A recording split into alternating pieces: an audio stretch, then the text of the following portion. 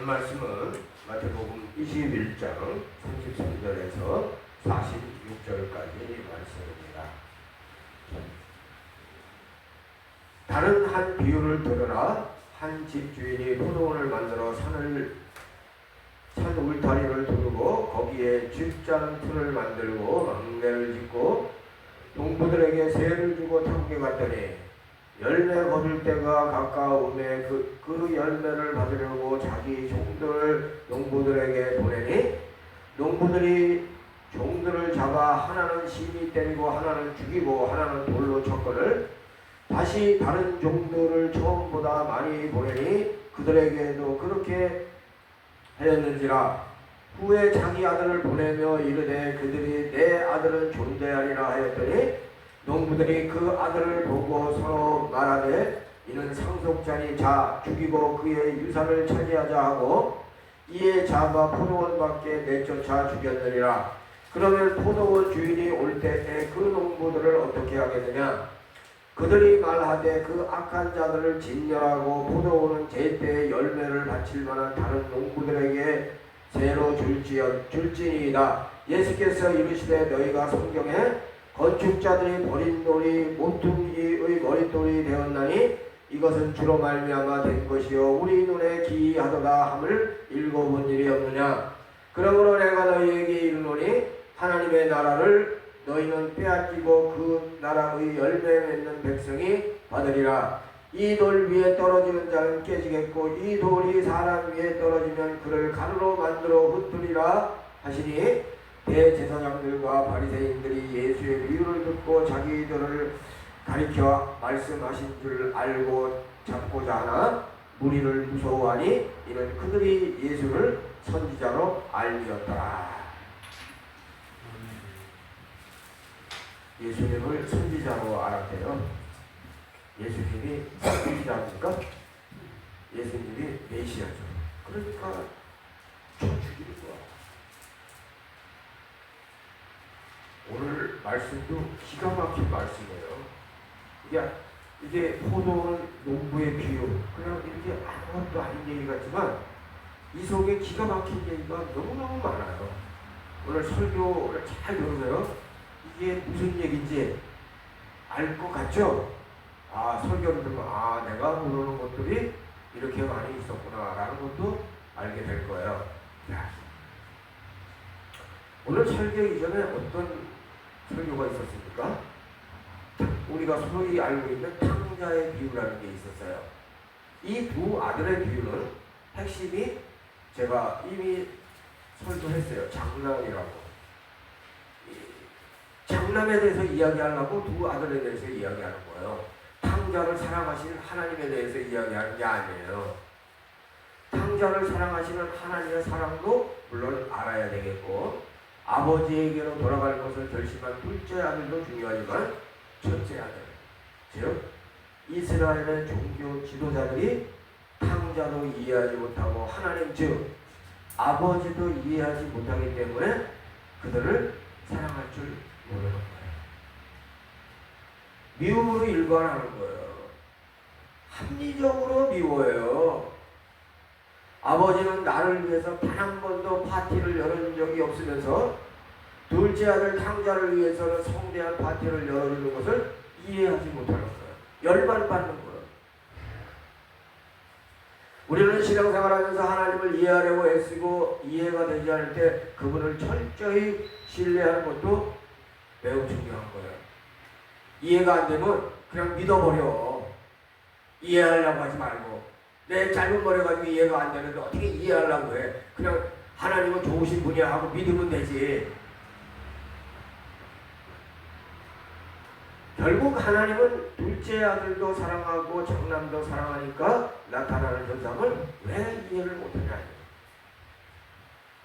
자신의 부족함도 보지 못하고 죄인인 것도 모르고 남의 잘못과 부족함만 잘 보려고 하기 때문에 안 보이는 거예요. 자기는 잘못이 하나도 없고 남만 잘못한 거예요.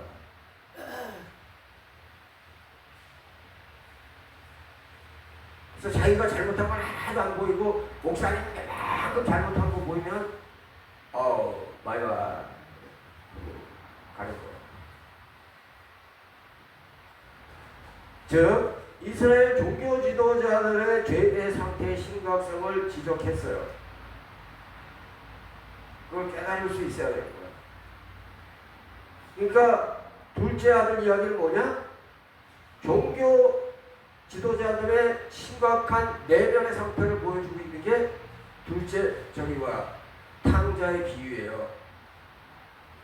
그러면 오늘 호돈 농부의 비유는 뭐냐? 또 이것도 첫째 아들에 관한 이야기요. 종교 지도자들에 관한 이야기다. 그러니까 심각한 죄인이기 때문에 죄를 짓는 것도 매우 적극적으로 하고 있다는 걸 보여주고 있는 거예요. 지금까지 죄를 지은 것도 심각하지만 그들은 회개하지 않았어요. 죄를 심각하게 짓고도 회개 안 하는 사람이 있더라고.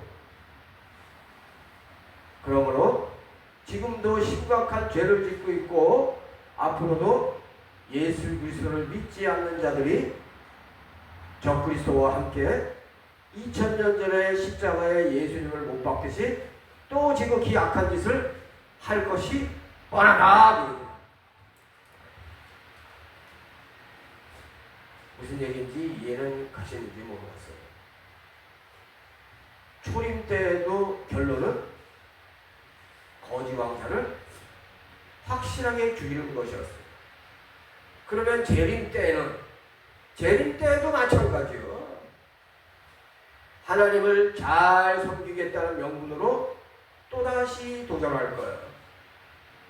초림 때에도 주님의 말씀과 능력과 이적을 믿고 다른 사람들은 구원받았어요. 재림 때에도 마찬가지예요. 재림하실 때 임박한 것을 깨닫고 회개하고 성령의 인도하신 대로 나아가고 끝까지 참고 견디는 자에게 구원을 허락하신다고 성경에 너무너무 많이 여러 군데에 기록되어 있어요. 스스로 선민이라고 하는 자들이 찐 선지자들을 어떻게 대했냐 이거예요. 엘리야를 죽이려고 하였지만 죽이지 못했고 오히려 죽이려고 한 자들이 비참한 말로를 드러내면서 죽었던 것을 우리는 구약에서 볼 수 있어요. 선지자는 선지자마다 케이스가 다르지만 그럼 이런 케이스만 있느냐? 아니에요. 선지자 중에 선지자라고 할 수 있는 이사야는 어땠냐? 이사야서를 통해서 예수 그리스도의 진면목을 우리에게 알려주셨어요. 이사야서 한번 읽어보세요. 기가 막혀요. 고난받는 종이신 예수 그리스도를 알려주시는 곳이 이사야서. 누구를 위하여 종을 이루는가? 구원을 이루시기 위해서 창피함을 당하러 오신 것은 이거 진짜 사랑 중에 사랑이었다.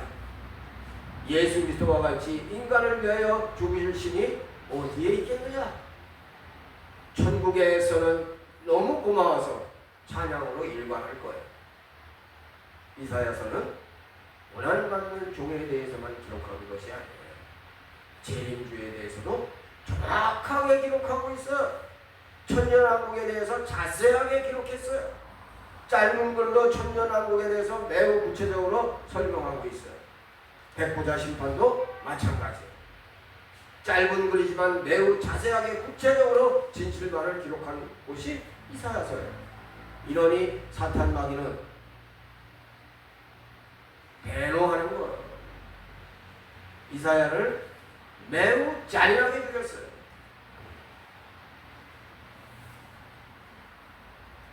사탄 마귀가 한 거예요. 이사야가 그렇게 비참하게. 호동은 농부들이 한 짓이다. 소작인들이 한 짓이다. 선지자들을 죽이던 농부들은 아들까지 깨끗하게 처리합니다. 정치범으로 뒤집어 씌우고 많은 피를 땅에 쏟게 만들고 도저히 살아날 수 없게끔 십자가에서 죽게 하고 끝장을 냈어요. 그들은 나라가 망해도 정신 차리지 못해요. 악의 끝판왕인 걸 보여주고 있다. 이방인에게 선민 자리를 빼앗겨도 정신 못 차려. 회개하지 않는 자들이 다시 나라를 찾았어요. 하루 만에 찾았잖아. 전쟁마다 승리하는 거예요. 그러니 교만이 하늘을 찌르고 있어요. 초림 때 대적하는 대로 재림 때도 대적을 합니다. 이것이 이스라엘의 진면목이에요. 그러나 그 중에서도 회개하는 자들이 있을 거예요. 그들은 돌아올 거다. 예수 그리스도께서 2000년 전에 거지 왕자였을 뿐 아니라 정말 King of Kings인 것을 인정할 거예요. 재림주는 이제 곧 오세요. 얼마 안 남았어요. 곧 오신다고. 우리가 살아있을 때 올 가능성이 아주 농후해요. 그런데도 신앙생활을 엉망하고 있어. 엉망 정도가 아니라 개판이야, 개판. 좀 잘 살게 되면 개판인 거야.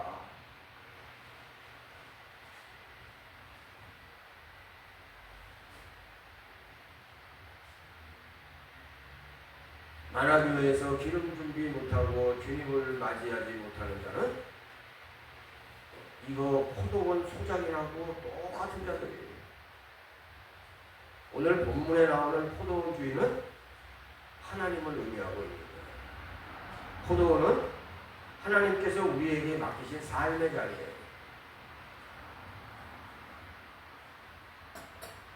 하나님은 모든 것을 준비하셨고 우리에게 맡기신 거예요.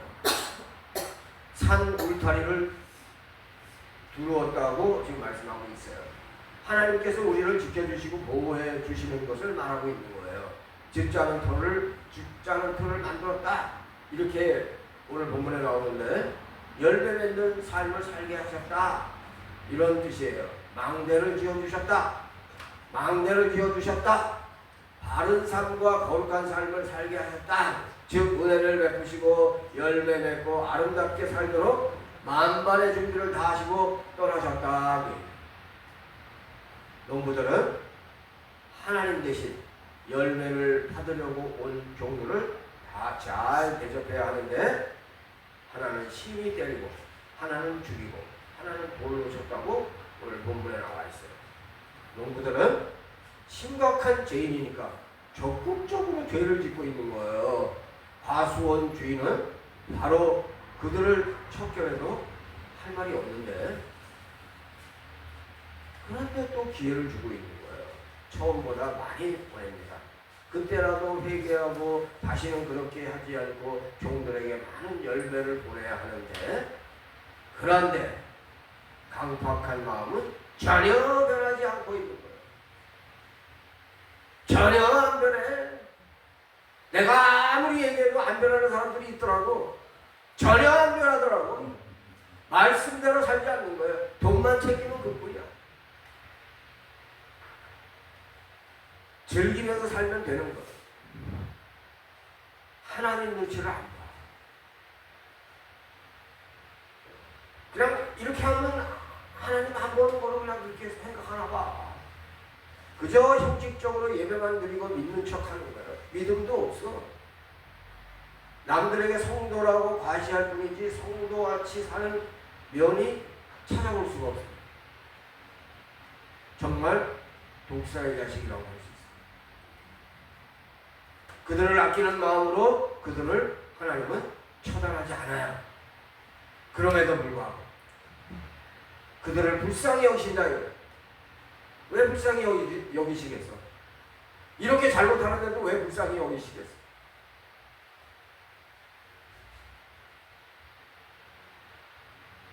인간은 태어날 때부터 고귀한 존재예요. 왜? 하나님의 자녀. 원래 태어날 때 하나님의 자녀로 태어났으니까 개판을 쳐도 봐주고 합니다.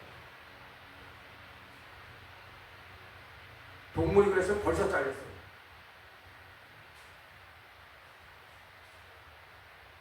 저들의 마음을 어떻게 돌릴까?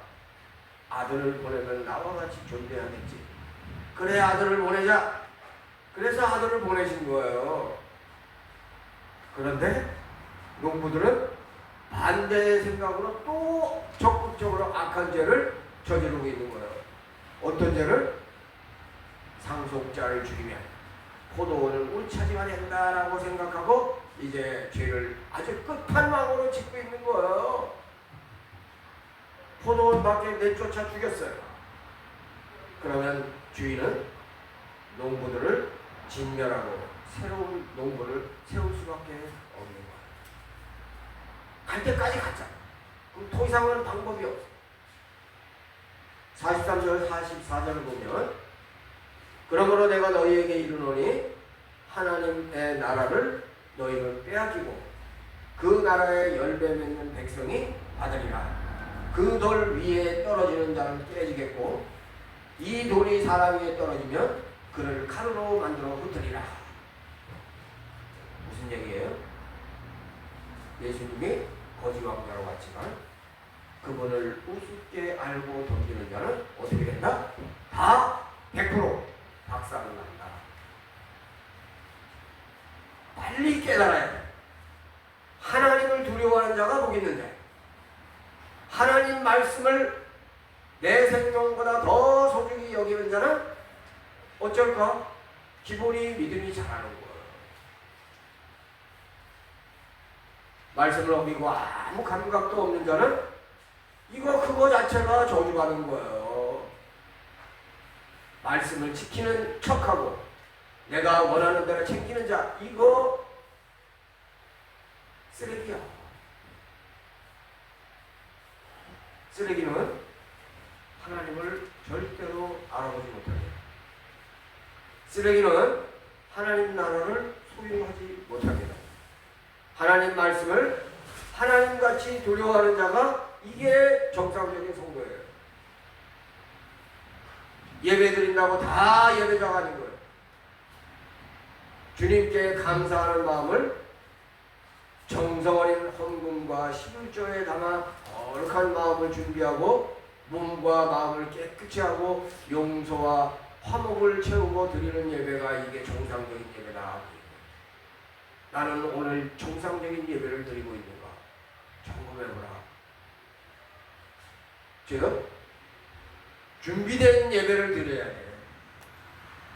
하나님은 우주무적이야. 하나님을 이길 자는 어디에도 없어요. 그것을 모르면 어리석은 골방에서 교만으로 하나님께 대적해도 하나님께서는 다 알고 계세요. 아무도 없는 어둠 속에서 하나님께 충성해도 하나님께서는 다 알고 계시다. 심해 깊숙이 잠수함 타고 들어가 하나님을 찬양해도 하나님은 받으세요. 아브라함과 이스라엘을 생각해서 하나님께서 2000년 만에 다시 나라를 세워주셨어요. 지금이라도 예수 그리스도를 인정하고 주님의 말씀대로 살면 영생을 소유할 수 있습니다. 2000년 전에 대제사장, 서기관, 바리새인, 장로들의 후손과 같이 역시 교만하고 악랄하게 주님을 부정하면 모퉁이 돌이 그들을 박살내요. 어떻게 박살내느냐? 그것도 성경에 다 기록되어 있어. 성경을 좀 봐. 구체적으로 기록이 되어 있어. 2000년 전에 십자가에서 예수님을 못 박듯이 서서히 교만한 모습을 속이는 모습들이 지금 나타나고 있어요. 저 그리스도와 손잡는 자들에게 주어지는 건 뭘까? 그건 치욕이지. 영원한 고통이 올 수밖에 없고 2000년 전에는 재물이 죽는 것을 보았지만 이제는 공중재림 하시는 예수 그리스도를 보게 될 거예요. 심판주의 막강함 속에서 무기력한 포도원 농부의 모습을 보게 되겠다 그 얘기예요. 하나님 앞에서 아무것도 아닌 것을 알게 된다. 포도원의 소작인들 이거 아무것도 아니에요. 하나님 앞에서는 아무것도 아닌 거예요. 이것을 깨달아요. 오늘은